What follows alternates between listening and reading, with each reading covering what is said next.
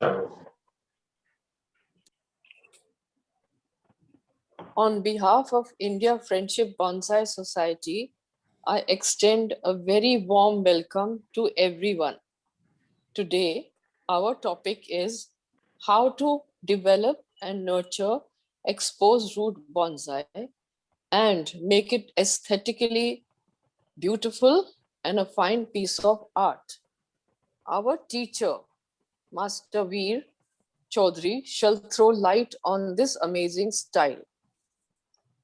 Veer Sir is a teacher who not only consistently expands his own knowledge, but he shares his knowledge wholeheartedly to all his students in India and overseas. In fact, he is self-taught. He is his own master, his own teacher. Even though he is on his journey to perfect this art, he never shies away from the basic questions which we generally ask of him. He paves the path for us in our own bonsai journey, in our quest. He shares knowledge generously and unstintedly. What makes him a great teacher? He is warm hearted, accessible, enthusiastic, and caring. He has great listening skills and takes time out especially for one and all. His language is very simple and to the point, so anyone can understand what he says. He shares all his secret tips very willingly, for which reason he has a large following all over the world. I welcome Veer Sir to create magic with this much awaited demonstration on exposed root bonsai. Now we have a very pleasant surprise for everyone, wherein Sir shall take us on a tour of his enchanting bonsai garden, his Eden of paradise. Thank you. Thank you so much, ma'am.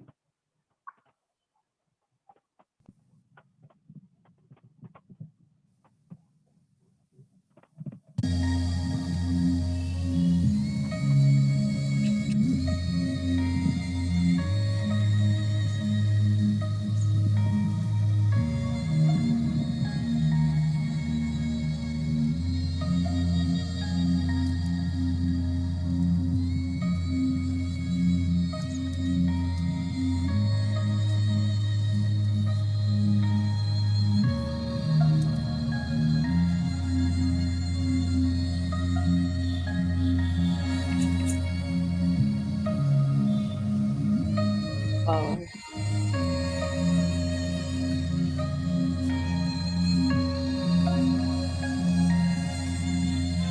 Amazing.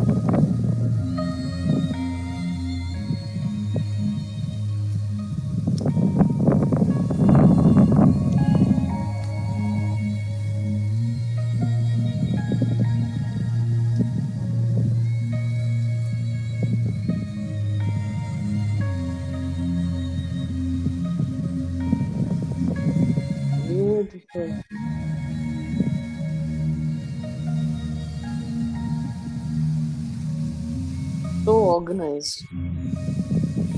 Amazing.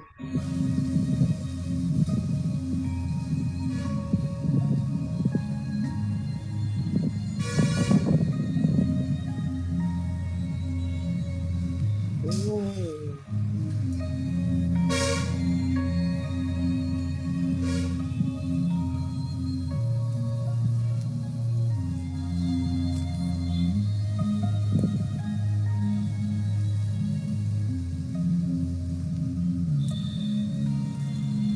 Lush green.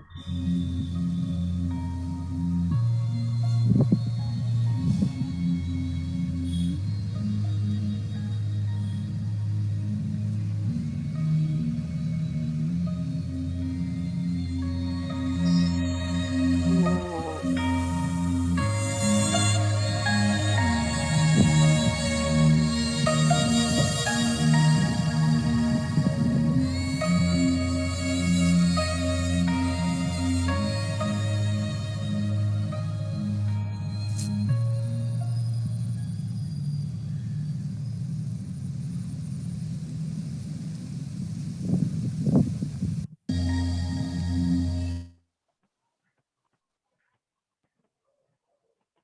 Thank you, Veer. It was truly, truly, truly amazing. And Thank you, ma'am. everyone is so enthralled. Thank you for sharing your joy with all of us. Now, would you please start? Everyone's waiting Yes, eagerly for you. yes, yes. Thank you so much, ma'am. And a very, very good evening to all of you, especially to all of you who have spared time to come here and listen to me, and also to make this kind of spread bonsai to everybody. So today I'm going to teach you about how you're going to do an exposed root bonsai. Now, before we begin with exactly how to do an exposed root bonsai, I would like to first tell you exactly what is an exposed root bonsai. Now, an exposed root bonsai is nothing but where the roots are totally exposed, and the main focal point, that is the moment when you look at that particular bonsai, the main focal point is the roots. You look at the roots immediately and it shows that they are part of, I mean, they are the new trunk of that particular tree. I have only one exposed root in my collection right now. That is this one. Okay, that is this one. So all these are the roots, but the only mistake that I made was I put them very close to each other, which was actually you're not, which you're actually not supposed to do. This is called Sabinia javanica. It's a flowering plant, flowers very, very profusely. And with the exposed root, what happens is you can bring in a lot of movement. Movement is nothing but these curves that you can see in the branching and on the trunk. You can bring in these curves as much as possible. Now, basically, the exposed root style bonsai was actually developed mainly because of the impatience that we people have. If you look at it, like, there are actually, to make a bonsai, it takes you a minimum of 3 to 4 years, but when you look at the Japanese, they take 10 to 15 years to make a particular bonsai. But we have become, in today's world, we've become so impatient that we want things very quickly. So, what happened was, this idea of the exposed roots is then that had come up actually. Now, this exposed root mainly is for those plants where the trunk doesn't thicken very quickly, where the trunk doesn't thicken very quickly. For example, you have your Wax malfigia, also called the Fucun tree. You have the Carmona microphylla, where again the trunk is very, very slow in thickening. Then you have your Chinese elm, you have your Rhytia. So these kind of varieties are the ones where, instead of waiting for your trunk to thicken, all you have to do is make the roots look like the new trunk. It's just an illusion. They will always remain as roots, but it's an illusion that that is the new trunk for that particular tree. So as we go in today's class where I'm going to do demonstrations, I'm going to explain to you. I'm not going to do a demonstration where I'm going to prove my talent to y'all. I'm going to do a demonstration where I'm going to teach you in such a way that you are going to be so excited and you are going to go back, you are going to go and start off with this particular kind of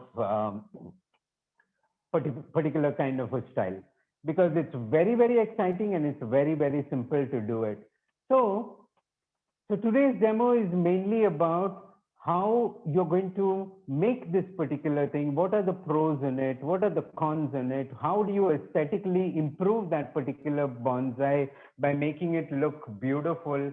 So, I'm going to teach you all these kind of things. But before we move on to exactly the procedure itself. First, I want to show you the different types of containers that you can use to make this exposed root bonsai. So I have a few containers over here, which I want to show you all. Now, these are the traditional methods that people used to follow in the beginning to make these particular roots. These are normal PVC pipes, which we use for the plumbing in our houses, the normal PVC pipes that we use. These are the normal PVC pipes. You get them in different thicknesses like this way. Okay. You get them in different thicknesses like this way, and you can use them accordingly. It doesn't have to be the same height. You can go about whichever one, which I'll go on to the next point and I will explain to you. So this is one particular way by which you can make the exposed root bonsai. Always remember, for an exposed root bonsai, you need something long and something that is cylindrical, and where you can place your plant and you can allow the roots to grow long, so that tomorrow, once after a few years, you are going to design those particular roots as your bonsai, which I will be showing you, and you don't have to get confused about. So this is one particular a kind of a container that you use for the exposed root bonsai. The other is your plastic bottles. That you can use.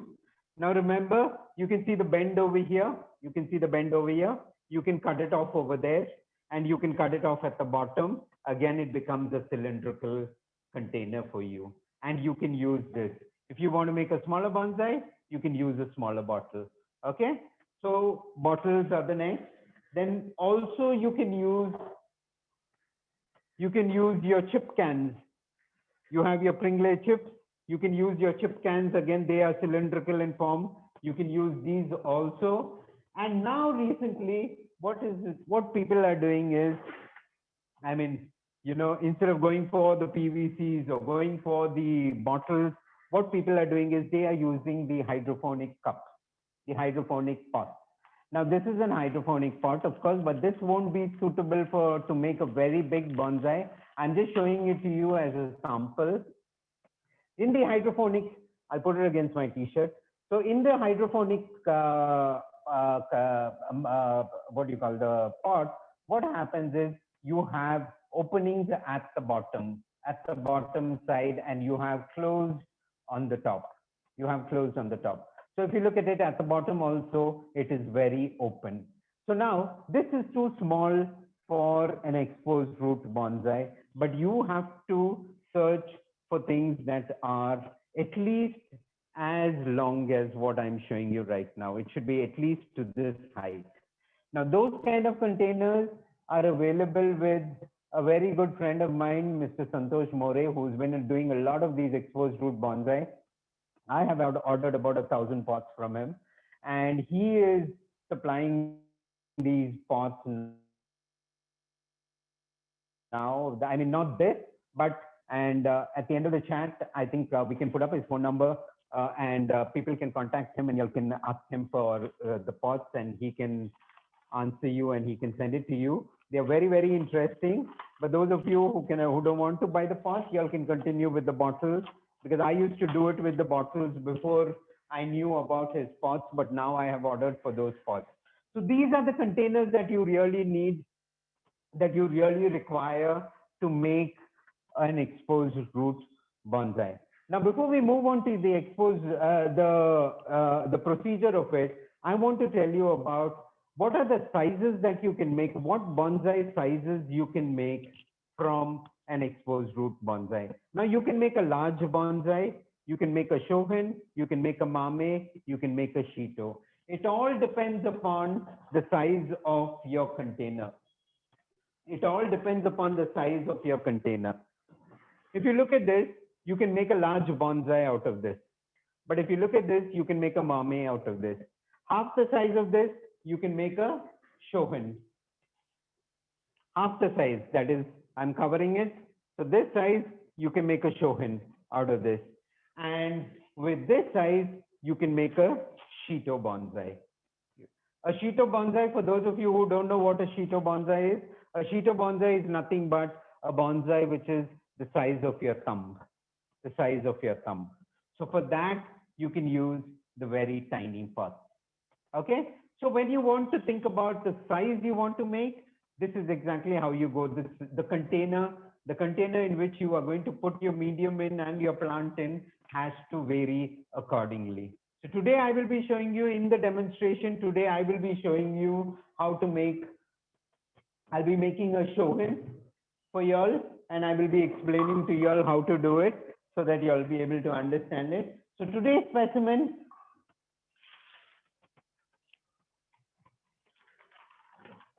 Today's specimen is going to be one that I had already put it in a bottle long time ago, but later on what happened, a month ago, I had removed the bottle. I have just cut off the bottle over here. I'm going to put it a little closer to the camera, and you can see how a little bit of the bottle is still left back in the bottom over here, a little bit. So now you can see the roots that have developed over here. Now, when you want to start the work, that is after putting the plant in the container, when you want to start the work, what happens is you have to wait for these roots to mature a little bit.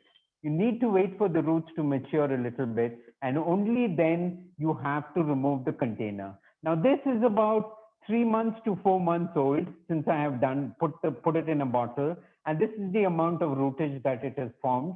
Of course, my climate is very good.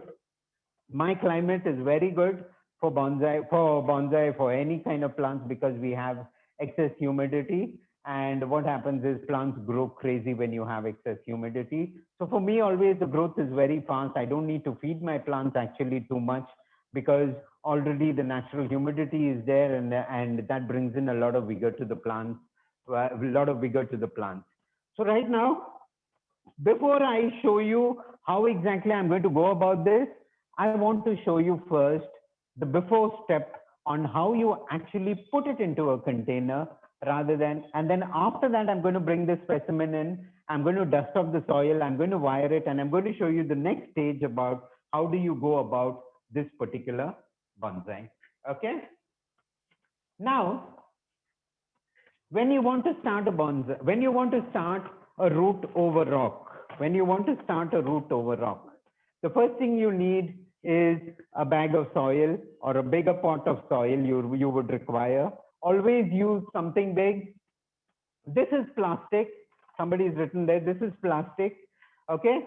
So what happens is, the reason why you use more soil mainly is, now you have seen my garden recently, just a few minutes ago, you had seen my garden.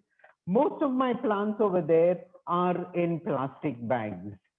I train my plants in these bags, and once they are ready, I shift them into bonsai pots.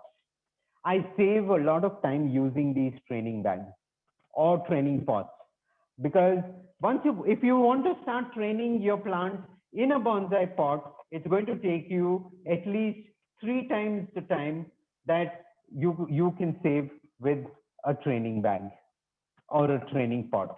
Training bag or training pot is nothing but anything that is deep and holds a lot of soil. So you will require a bag of soil. I have put just half soil right now. The remaining I will put it once I put the container. Okay. You will need a very, very basic plant you will need. This is a cutting. this is the cutting which I had put, and it had rooted, and I had just wired the cutting. I didn't have any idea exactly that I was going to make an exposed root out of this. So I had just wired the trunk over here. Forget about all these. These are all the sacrificial branches, which I'll be removing. Don't worry. This is the main plant. This is the main plant that is going down here. So I had actually wired it. And I had just left it like that. But today, since we had the exposed root, I thought, why don't I put this plant into the new container and make an exposed root out of this? So I'm going to teach you with this plant how exactly you go about in doing an exposed root. How do you begin your journey on an exposed root bonsai? So now I'm going to start with this size container. I'm going to start off with. The first thing I'm going to do is I'm going to put this into the soil. Okay. Now the soil is nothing but what is inside the bag is nothing but just my regular bonsai soil. If you want to know about my regular bonsai soil, you can go onto my YouTube, the Bonsaipedia Studio. And over there, I've spoken about half an hour about soil, and you can learn about the soil over there. You will get a detailed description about it. So here you have I have the regular bonsai soil, and inside this, I'm going to put a little different soil. But I'm going to tell you the logic why I'm going to put that little different soil. Now, I'm going to put a soil which has a lot of grit in it. If you can look at this, there are a lot of pieces, brick pieces, and a lot of leca in this. It is a mixture of 2 portions of regular soil, 1 portion of leca. Leca is nothing but small stones like this way, which you can purchase online. Also you can purchase, and of course there is also a wholesale dealer for this. So leca, and then I use 2 portions of brick pieces. Now the logic behind using these brick pieces or the leca in a soil like this way, if you can look at the soil container over there, you can see more of brick and leca rather than the normal soil. Now, when you're doing an exposed root bonsai, the first thing you have to remember is the roots are the most important thing for us in the creation. In the composition, the roots are the most important thing. So we have to make as many roots as possible. So now what happens is when you put, now in your soil, okay, is the board visible to everybody? Yeah. So now when you put grit, it's called either grit. Grit is nothing but either stone, brick pieces, leca, anything, and it's called those are called the grit. So when you put this grit, what happens is now you have put your plant inside, and what happens? The roots start developing. Between this grit. Now, when the root meets a particular brick piece or a particular leca, what happens is the root splits into 2. Okay, the root splits into 2. So what happens? It splits into 2. Now this will go. It will hit a grit over there, and what will happen? This will split into 2. So they think that something is blocking over there. So they take a new path. And this new path is taken by splitting. So now just imagine as if you have this much amount of grit in your soil, imagine the amount of splitting that will go on inside the soil over there. So that splitting is very, very important for us when we do exposed root bonsai, because the more the roots, the more artistic it's going to look. So that is the logic behind putting so much of grit in the soil. Another thing you also have to remember is why are you using brick pieces? You could use granite pieces. You could use normal stones in it. Remember, the advantage of using grit is now see every particular substance. That is, if it is grit, if it is charcoal, if it is leca, each, each particular substance has something known as CEC. CEC, that is nothing but cationic exchange capacity. Cationic exchange capacity is nothing but the amount of moisture and nutrients that particular substance will hold when you pour it, will hold and supply to the plant.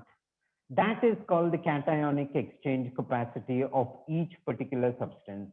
Brick has a very good cationic exchange capacity.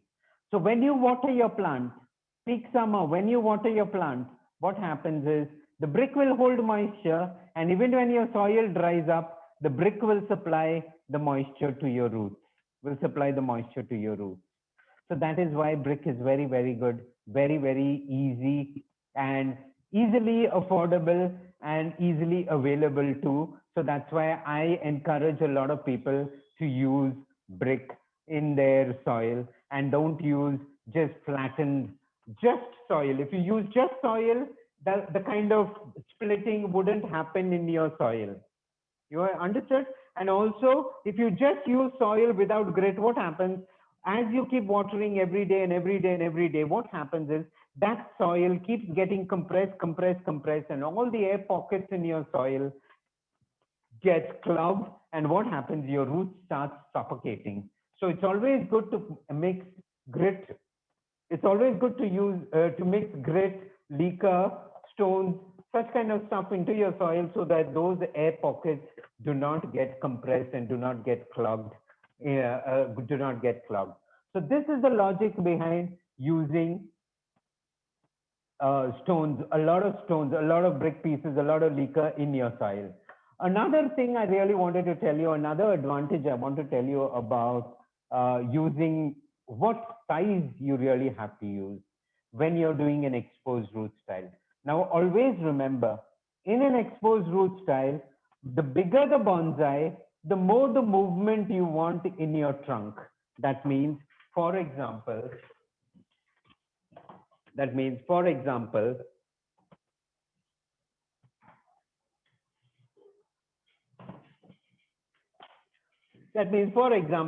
now when I put a when I put a plant for an exposed root style, I won't expect the root to come straight. Instead, I would want the root to have a lot of movement. I would want the root to have a lot of movement. Okay. So what happens is now, if you want a lot of movement in your root over rock, it depends first upon the size of the bonsai that you are going to make. Now I am going to make a larger bonsai. So when you have a larger bonsai, you need wider movement in your roots. When you make a smaller bonsai, because a larger bonsai has a longer length. It has a longer length. Whereas a smaller bonsai, the length is little. The length is little. So what happens in that little thing? You need a lot of movement. So the movement is tiny over here, and the movement is a little more broad over there. So the magic in that is nothing but all you have to do is the bigger the bonsai, use the bigger the stone. The bigger the stone. Okay, the bigger the brick piece. The smaller the bonsai, you can use the smaller the brick piece. The smaller the brick piece. Okay, but a good idea will be the bigger the bonsai, mix both.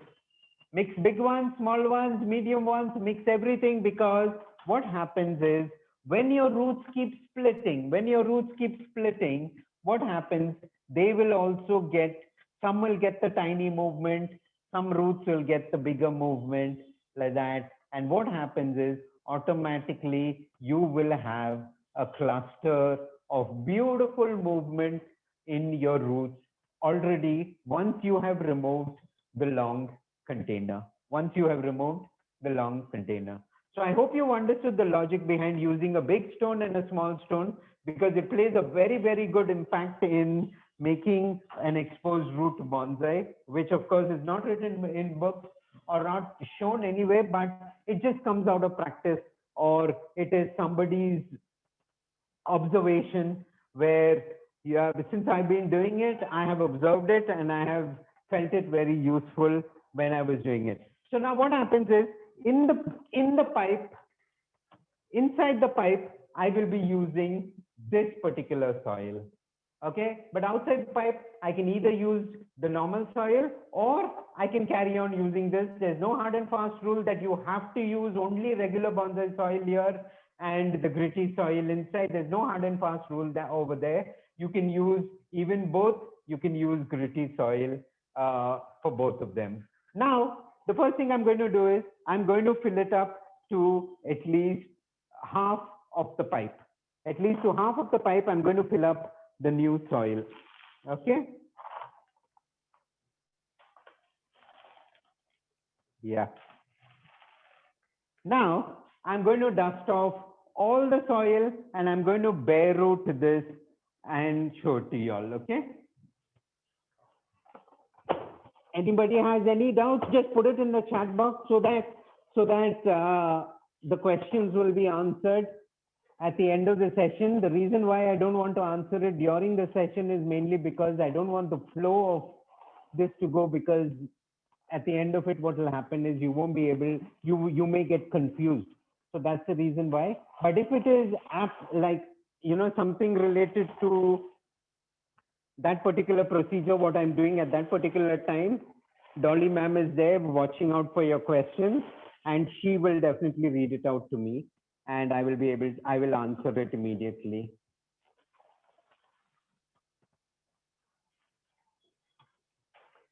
So now I've bare rooted this completely. I've removed all the roots over there. Now I don't need the sacrifice branches. So I'm removing all the sacrifice branches. Okay. So I have got only this plant now. I have got only this plant now.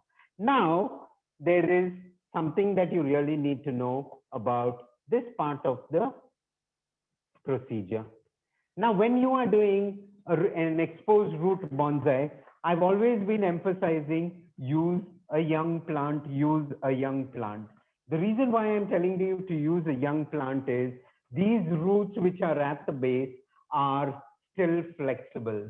They are still flexible. So what happens is when you bend it, when you put it inside, you don't get a reverse taper over here. Whereas when you use a mature plant, the previous one, the demo which I showed you, I actually used a little mature plant. So what happened was I happened to get a bit of reverse taper over there. But of course, reverse taper nowadays is not a problem at all. It is part and parcel of bonsai. It's become part and parcel of bonsai because trees in nature does have reverse taper. The reason why they say don't allow reverse taper mainly is because the aesthetic value of your bonsai goes down a little bit. So it's not that it's wrong, but it's just that the aesthetics of the bonsai, plunges a little lower. So that is the reason why they say try to avoid a reverse taper in your bonsai. But then now you have the new style called the lignan style. In the lignan style, when you see most of the lignan style trees, they have reverse taper.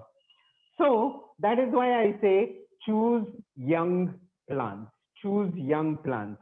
Now, when you are putting the plant into the container, do not make the plant go wriggly like this way. The roots shouldn't go wriggly like this way. Instead, the roots should go straight down like that way.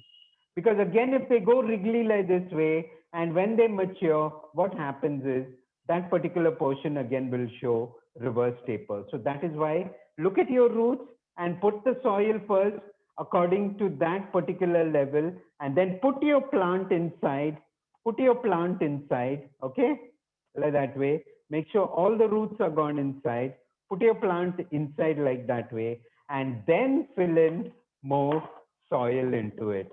then you fill in more soil into it. Now what happens is when you do it like this way, what happens is your plant won't get that wriggly, round, wriggly effect. It won't get. Instead, all your roots will go straight down. So these are all the points that you have to keep in mind when you're doing it, because these play the aesthetic role when you are removing the container. When you are removing the container, this is what will play the aesthetic role. Now you take a chopstick and start digging it inside so that the soil gets nice and compact inside. Okay, the soil should get nice and compact inside. There shouldn't be any air pockets over there, and make sure your roots are nice and tightly wrapped into the soil. Okay, and you leave it like this way. And now what you do, fill up the bag over here. I'm going to fill it up with the same soil. Okay,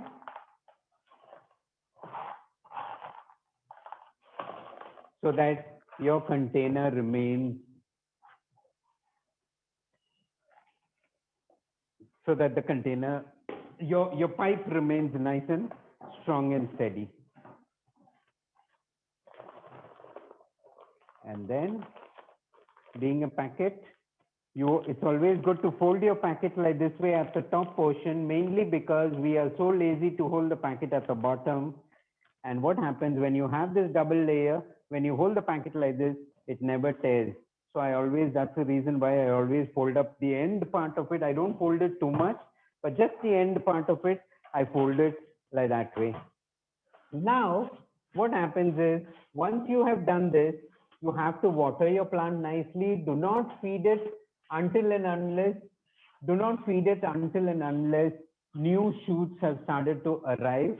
Okay. Now, the best way to make this plant survive, because we have removed all the soil and we have bare rooted it. Remember, any plant, if you wanted to survive quickly, if you wanted to get back to you as quick as possible, the best method is defoliate the plant completely. Defoliate, remove all the leaves completely, but that again depends upon species to species. So you need to know which species you are working upon. Okay, and you also have to know whether that particular species takes partial defoliation or complete defoliation. This being a Premna, it takes partial defoliation. So this takes complete defoliation. So I'm removing all the leaves. Now what happens is, you just keep it in the shade, water it properly, allow it to grow.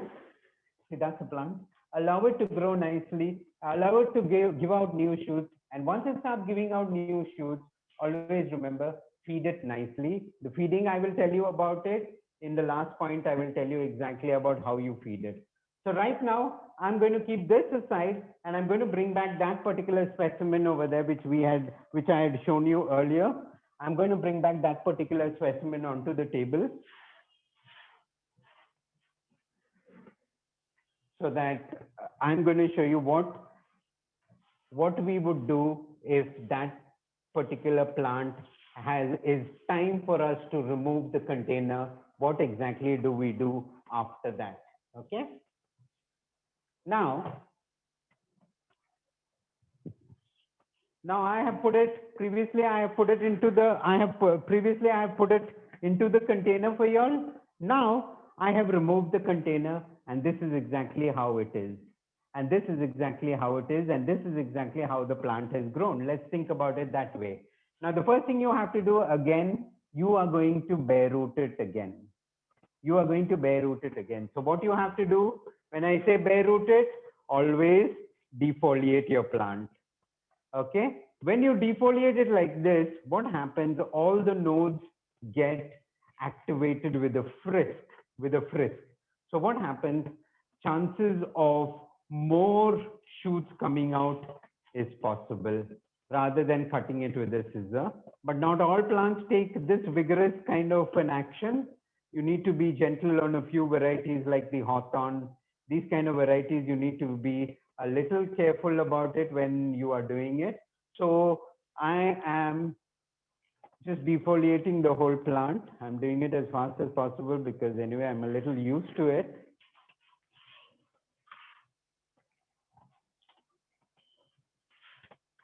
The lesser the leaf, because see, always remember, see, there's logic again behind why are you defoliating a tree.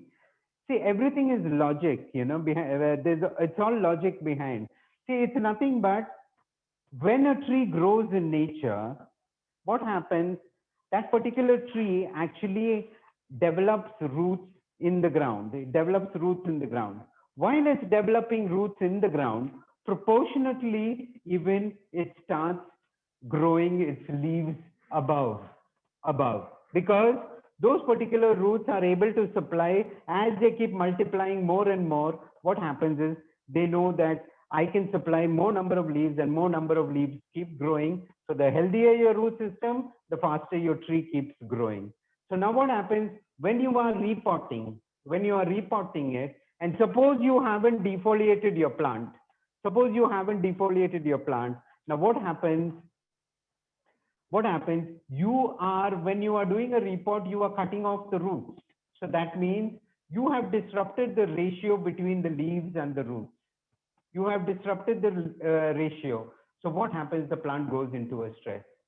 But when you are removing all the leaves, the roots have no work. The roots have no work other than to bring out fresh leaves, because there are no leaves at all. Everything has become bare. So what happens? Your plant doesn't go into stress. Your plant doesn't go into stress. So that is the logic behind when you're disrupting the ratio of the root system, then you have to reduce the leaf also, either completely or partially, and definitely your plant will get back to you, and there is no chances of dying. But then again, when there are chances of it dying, when if you pour too much of water, because when your plant is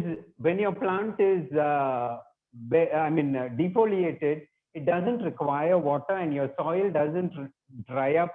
Your soil doesn't dry up quickly. So what happens at that particular time, if you keep just pouring water regularly, like normally how you pour water, if you keep pouring it for the plant, what happens? Dieback will start coming. So only pour water when the top layer of your plant, when it slightly dries up, that is when you have to pour water again for your plant, for when it is defoliated and doesn't have any leaf, I'm talking about. So when you follow that kind of a procedure, you won't get a dieback for your plant. Okay, so I've defoliated most of it. The remaining anyway, the plant is going to get a chop. Okay, so most of it will again go away. Now see, I told you I have used a mature plant. So when I use a mature plant, see, this is what, can you see this ball over here? Can you see this ball over here? This ball is what will happen, and where, even in fact, when I remove the soil, there will be reverse taper on this particular portion. That is the reason why I tell you, use young plants and put the roots down so that you don't get that reverse taper. Okay. So now I'm going to bare root the plant.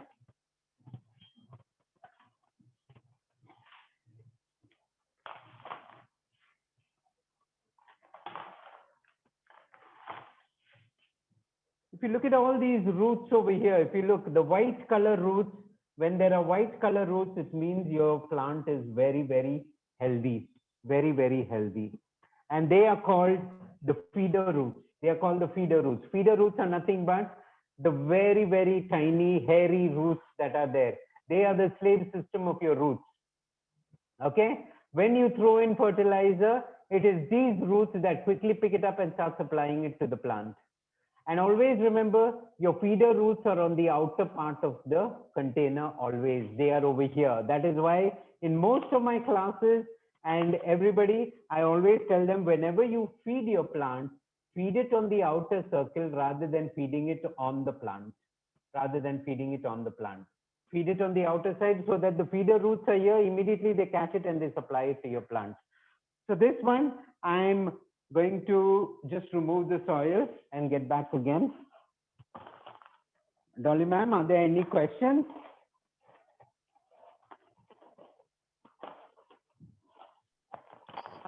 Very few questions, sir.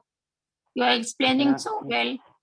You want me to ask some? You want me to answer any of them, ma'am? Yeah. Sultana is asking, can we use marble Marble for for instead of grit? marble chips? See, Yeah, marble see, chip. ma'am, yeah, marble chips. Of course, you can use marble chips, but what happens is marble chips don't play a role because they don't absorb water and they don't absorb nutrients. So use something that absorbs the water and nutrients, because when they absorb water and nutrients, what happens is you get your plant remains healthy. Your plant remains healthy, and your plant gets the nourishment. And even if you're living in the north, the summers are so harsh that what happens? These bricks are going to be helpful for you, or the leaker is going to be helpful for you, because they will hold the moisture in your soil for a little longer while, So that is why use something that holds moisture and holds nutrition, ma'am, rather than just going for something that is not going to. So here's the bottle. Remaining part of the bottle. Can you see the roots that have developed nicely down? So now I'm just removing the bottle portion so that we can dust off the soil that is inside here.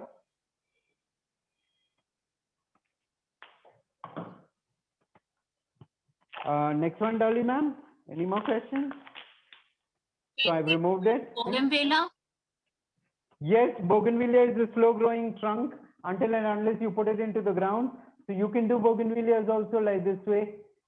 They look very, very interesting. You can make something like this. Again, I'm going to just dust off all this soil.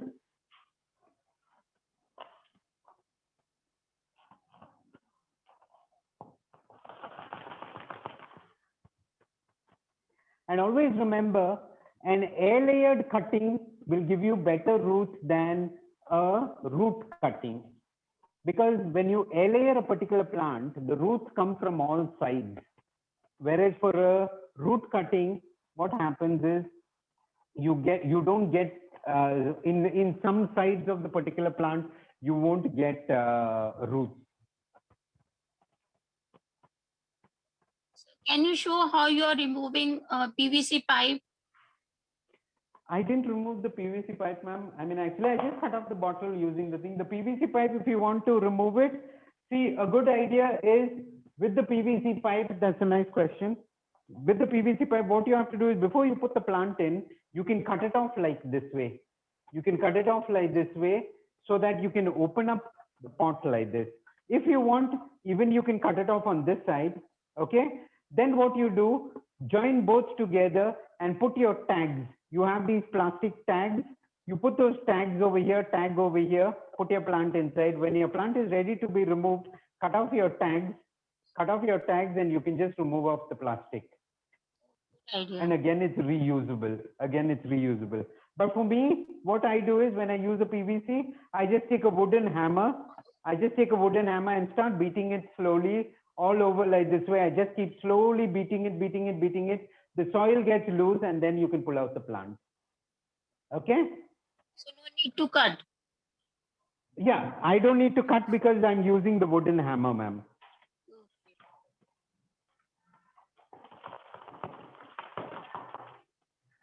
See, there you go. See the roots? Okay? Yes, sir. Nice. Yeah, so this is how the roots will be. Okay? Now, the magic is nothing but this is going to be your new trunk line and not this and not this.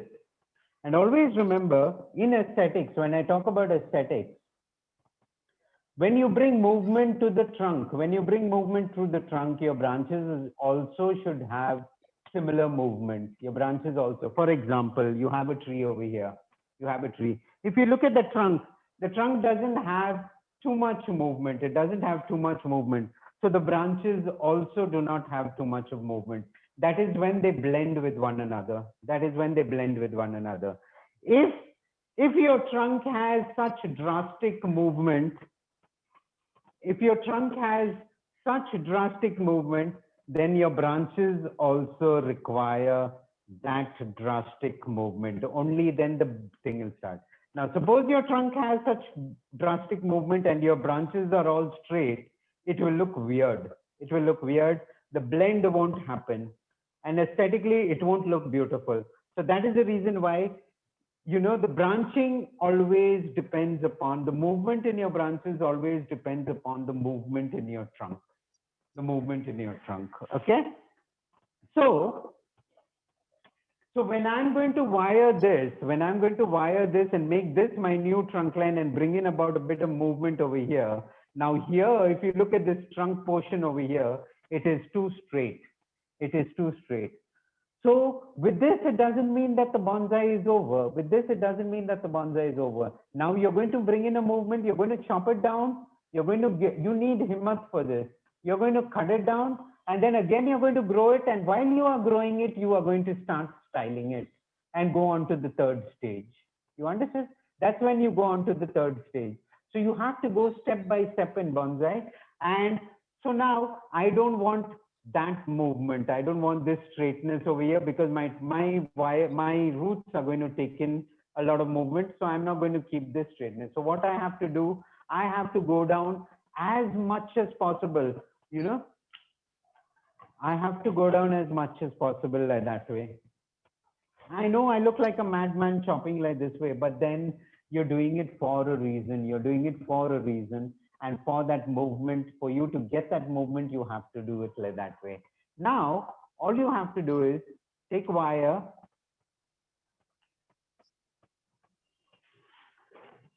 Now you take your wire, take a little thick wire, okay? This is 3 mm. This is 3 mm wire that I'm taking. Now you take wire and you have to loosely wire the roots. Now see, Premna has the tendency to fuse, just like ficuses. Premna has the tendency to fuse. So do not put them very, very close to each other because over a period of time, what will happen? They won't look like roots. Instead, they will look like a trunk. Okay. So forever, for an exposed root composition, always the root should look like roots only to us. So that is why do not wire them very, very close to each other. So now I'm going to wire the roots alone. I'm going to put my anchor over here. Okay. And I'm going to take it around there.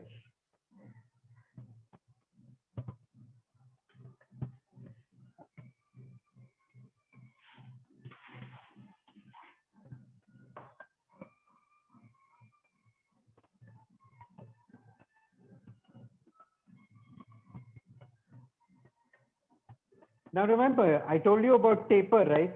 Taper is nothing but every tree in nature is triangular in format. It's triangular in format. So that means as the trunk keeps going higher and higher, it becomes thinner and thinner.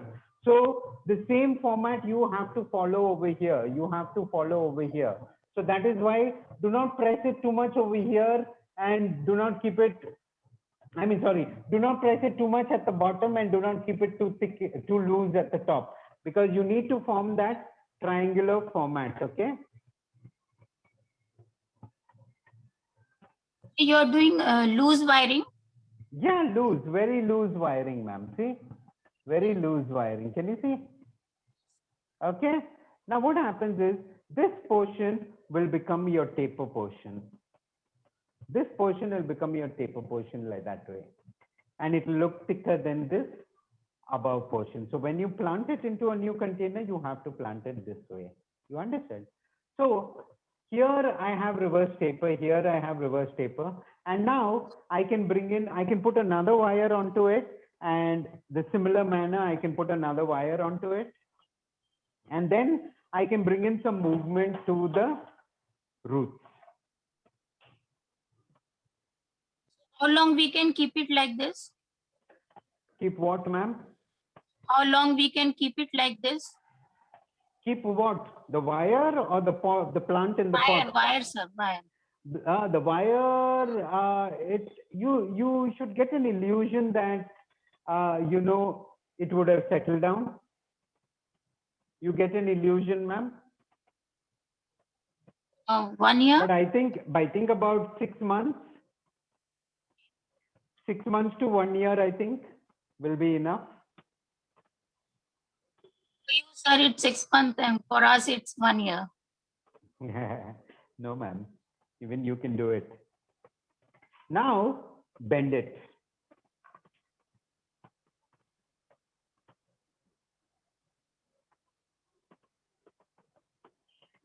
Oh, Forget about the wires. Forget about the wires splitting up, because when you do loose wiring, what happens? The wires will split up. Okay. You can bring in whatever movement you want to the plant. And what happens is at the end of it, now you have to again put it into another container you have to put it into. Okay. So what happens is now you can put it into another container again, but this time use a little broader container you have to use. Use a little broader container, so that what happens is now when you put it like that way, you have to split the roots at the bottom and put it in like this way, so that it can create your taper portion over there. It can create your taper portion over there. So you need to spread it out like this way, and you have to put it over there. Okay.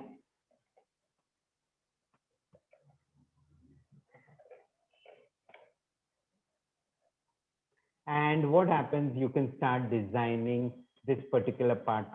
So you can start designing this particular part of your tree like a semi cascade, and you can do. Now for a root, for an exposed root, if you look at the style, for an exposed root, when you look at the style, so regarding the potting, I will do it later on. Okay. I will do it later on, but this is exactly how you go on to the next style of taking your exposed root further down the lane. Okay. But I do have a specimen which has been lying in a plastic bag for the past say, like, for about 6 years. It's been lying like, here's another bend I made again.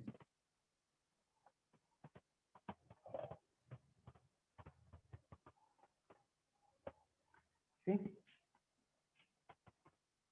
So you can make it like that, and you can put it like this way in the container over here, and wait for it to grow, wait for it to settle down, wait for it to grow. And then what happens is, as it is growing, you can work on the structure over there, and by the time your plant will grow. But still, this is too straight for such a movement, So again, I have to go a little more back. Again, I have to go, and I will update this. I will update this particular plant on Facebook regularly, so that y'all can watch every 3 months. I think I'll put up a photograph. I'll open up an album, and I'll put up a photograph for y'all, so that y'all be able to look at the transformation that is happening for this particular plant. So I do have a plant which has been lying in a plastic bag for the past 5 to 6 years. It is the Feronia lucida. Feronia lucida, most of you know, is the mini wood apple, and that also the trunk doesn't thicken very fast. And that is a very, very good specimen, another very, very good specimen for exposed root bonsai. Actually, we thought today we will do a demonstration of that, so that I can show you a complete root over, an exposed root like this way. It will turn out like this way. But then everybody said, no, let's learn the procedure more than doing it. So that is why we think. So what I'll do is I'll come up with a Facebook Live or something, and where I will show you all on how to style that particular, how I can style that particular tree. Okay. So that it'll be interesting for y'all to know it, because when I'm doing it, it'll take me a minimum of 45 minutes to do it, and we don't have the time to do it today.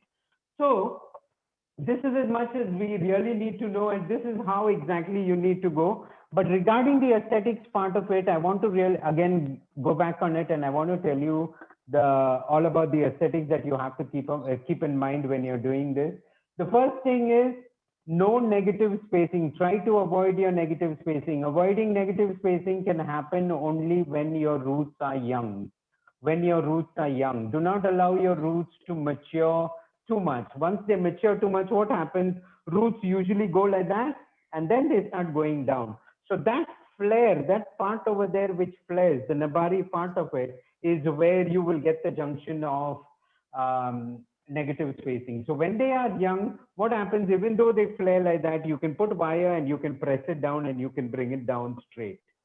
You can bring it down straight. Okay. The next thing, always match your movement of your trunk with the movement of your branches. If you don't do that, your exposed root will look a little awkward. It will look. The third thing you need to remember, taper. Taper has to be shown with the roots. The illusion is that the new roots which you have exposed is the new trunk line for the particular plant. So that is why that illusion has to be shown very, very nicely with the taper, because until and unless you bring that taper to the plant, the beauty will not show at all. If you look at this, it's broader over here. It's broader over here, and it goes thinner towards this side. So that is why, because the taper is there, this is exactly how, the moment you look at it, it gives a nice wow feel it gives you. So taper is very, very important. And always I've noticed that whenever I've seen exposed root bonsai, you can make them in any styles. You can make them in any styles. But the most impressive and most attractive styles for exposed root bonsai is either a cascade or a semi-cascade. Either a cascade or a semi-cascade, they look extra special. They look. I don't mean to say the other styles don't look good. Please don't take me wrong. But what I mean to say is these two styles are very, very, very attractive compared to the other styles. If you look at this here, you can already make out how beautiful it looks, an exposed root style. It's a nice cascade over here, like that way. And when it flowers, I have a picture of the flowers. When it flowers, for me, it flowers completely, and all the flowers hang like bells. They hang like bells over here. So it's so attractive when you look at it when it is flowering. And flowers profusely during the season time. And a very, very good specimen for bonsai. It's called the Sabinia javanica, for those of you who missed it at the beginning. And now the aftercare. Pour good water for the plant. Always make sure that you are pouring water in the pipe, okay? In the pipe, so that the roots are getting drenched nicely, and also at the same time, you're wetting the inside of this. So make sure first you are thoroughly wetting here, and all the water is nicely going down, because right now all your main roots are inside over here and nothing is in the container over here. So make sure you are watering it nicely. Always remember, any material, if you want it to grow very, very fast, use a high nitrogen NPK. Use a high nitrogen NPK so that your plants grow more vigorously. But once your bonsai is ready, then my advice, go for a low nitrogen fertilizer when your bonsai is ready. So that is why all my materials, I use a high nitrogen, and whereas all my finished bonsai, I use a low nitrogen. Low nitrogen will give you a lot of flowers, a lot of fruits it will give you. So always remember, once your bonsai is ready, you have to go for a low nitrogen fertilizer. So this is as much as I wanted to tell you. And from that, I got one particular root had sprouted. So why to leave that little fellow alone? Let's do something to him and finish it. So how about making a small mame out of that?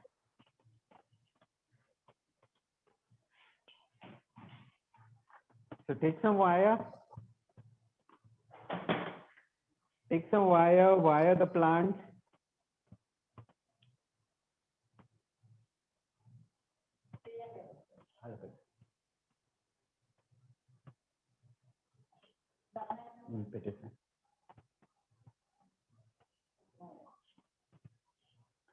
Wire your plant.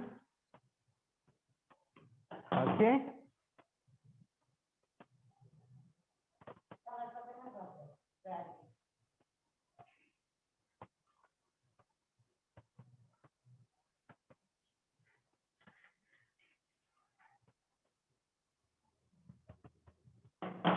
Wire your plant.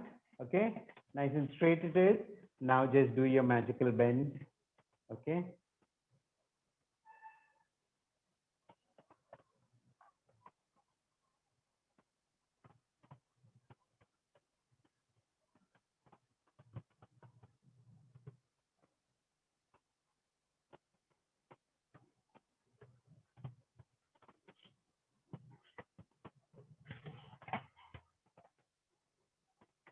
So how to take care in dry climate? What, ma'am? How to take care in dry climate like Jaipur? In a dry climate like Jaipur, what you have to do is just water. Put it in a when you have your peak summers, you need to put it into a green shade, ma'am. You need to put the plant in a green shade. And And what are then the take a other nice species other species for exposing this root? you can use any plant, but my advice, don't use ficuses, because what happens is ficuses, when you expose the root, what happens over a period of time, the roots actually tend to grow very fast. Ficuses, the roots grow very fast. So what happens is over a period of time, they will overtake the little trunk portion that is there, and it will look more like a normal bonsai than an exposed root bonsai. So use varieties like Premna, Hawthorn, Savinia javanica. You can use Chinese elm, you can use bougainvilleas, you can use, there are countless number of plants that you can use with this style. Tamarind. Countless number of plants. Pardon me, ma'am? Somebody asked tamarind. Yeah, tamarind also is another good plant which you can use. Tamarind, the trunk doesn't thicken very quickly. So you can make an exposed root out of it. But always remember, species is very, very important. Now, because it is a Premna, I really manhandled the Premna. I really manhandled the Premna because I know deep inside, I know that Premna will get back. But for a tamarind, if you do the similar kind of a method, what happens is it will go into shock and it will die. So what you have to do is, when you are removing the containers for certain varieties, certain exclusive varieties like the rain trees or like the tamarind, you know what you have to do is you have to start removing the container little by little. First you remove this, then after another 3 months go a little lower, then after another 3 months or 4 months go a little lower, and gradually what happens is the roots get set and finally they develop very nicely. But if you just remove it immediately, what happens is the plant can go into a shock, because not all species can take this kind of treatment. So you need to look at your species and you need to wait. Trifolia trifascia is another very, very beautiful bonsai for an exposed root style, because Trifolia trifascia, the trunk never thickens and the berries are always there and they're so attractive. So imagine something you have like this and then you have those berries hanging over here. It'll look very, very attractive. So actually the exposed root style was mainly because we could show slow growing plants as quick bonsai, Plants that don't thicken very quickly, immediately you can show them with the help of the roots, with the taper in the roots, you can show it like it's a beautiful bonsai already and it's been growing for years. So that is what you need to remember. Can we do on juniper? Juniper, I've seen on the internet junipers and pines. Some people have done it, but you have to be super careful. And our climate, junipers and pines and all don't suit. So you need to be super careful, because normally when you wire them itself, even though they are in good compact soil, and if you're wiring them itself, they tend to die. So you can imagine if you're exposing the roots. So you need to be very, very gradual, super slow, and kind of exposing them. Somebody's written Jade over there. Yeah, Jade also, you can do it.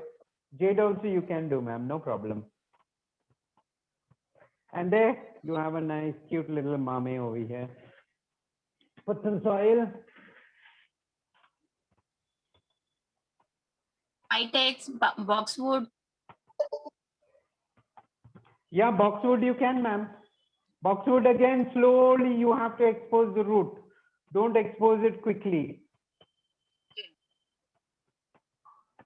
Never expose it quickly, okay? Because it's a sensitive plant. So can you do it on juniper as well? Yeah, junipers, that's what I said, ma'am. Our climate doesn't suit, but be very, very careful. On the internet, I've seen a lot of exposed root junipers, exposed root pines I've seen. But when they are not suitable for our climate, don't handle them that crazily. Be very slow in that. With the ProStrata, I think you can do it because that is good for our climate, and you can. It suits the Indian climate, and gradually you can bring in something. Gradually you can do something out of it. There, I have a nice mame bonsai. It's So that's as much, ma'am. Dolly, ma'am, are there any more questions? So over to you. yeah. Over, sir. Over. Over to Urvashi. Okay. Hello. What a spectacular show, Veer. On behalf of our very enthusiastic president, Harsha Hinduja, a lady with dignity, grace, and beauty. Harsha, you make a whole club shine. The members, the participants, and all involved with the club.